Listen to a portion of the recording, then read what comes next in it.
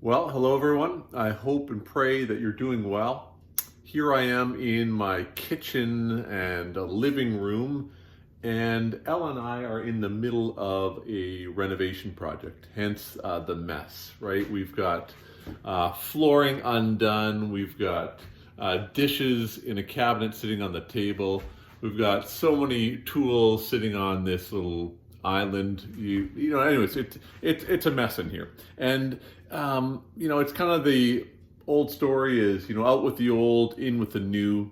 And it was very fun in our living room to rip up the old blue carpet, and super satisfying in the kitchen here to chip up the old tile, and then to chip up the plywood that was underneath the tile, and then to chip up the layer of linoleum that was under that, and then the other layer of linoleum that was under that.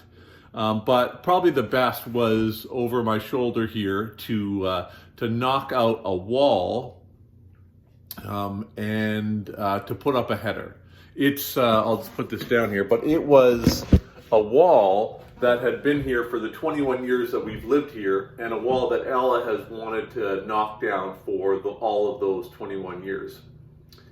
And just thinking about renovation, Paul had renovation in mind when he wrote a letter to the church in Colossae, the Colossians letter. And he wrote, "Put on the new self, which is being renewed in knowledge after the image of its creator." And that Greek word for renewed is where we get our word in English for renovation. And Paul is literally saying that God desires to renovate our lives. Of course, renovations come in our context with a lot of drywall dust and mess and some challenges. But it's really important to think about the order here. Renovation does not come at the time of salvation. Renovation comes after we have put on our new self. And God constantly wants to renovate us. God wants us to be sanctified, to be made more like Jesus. But first, God is here to rescue us. I don't know if you remember that fairly famous Romans 12 passage about being transformed by the renewal of our minds, but by the renovation of our minds. And so first salvation, then renovation. And both are gifts from God. God, through Jesus Christ, is the author and finisher of our salvation.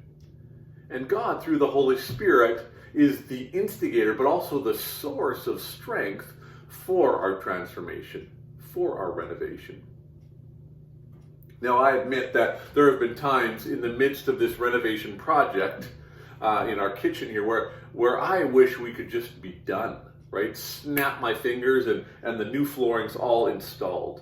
Or wave a wand and the tedious work of mudding and sanding, mudding and sanding, mudding and sanding, right, is completed. But that's not the way renovations work. In God's good time, we are renewed, we are transformed, and grow up into Him who is our head, namely Jesus Christ. And that often comes through us playing our part by the mudding and sanding rituals of prayer and worship and Bible study and the sacraments and service and sacrifice and love. Ella waited 21 years for me to knock down that wall, and there may be things that you've been waiting for more than 21 years for God to renovate. For God to take our wrecking bar to, and for God to rebuild. I mean, there's no quick fix for drywall repair. And there's no shortcut to spiritual growth. I mean, you can't, I think it's in my background here, the microwave over my shoulder. You can't microwave zap the fruit of the Spirit like popcorn. Right? Love, joy, peace, patience, kindness, goodness, faithfulness, gentleness, self-control. They take time. And they take the ongoing, renewing work of God's Holy Spirit, who is always eager to work in us what is pleasing to God. The peace of Christ be with you all.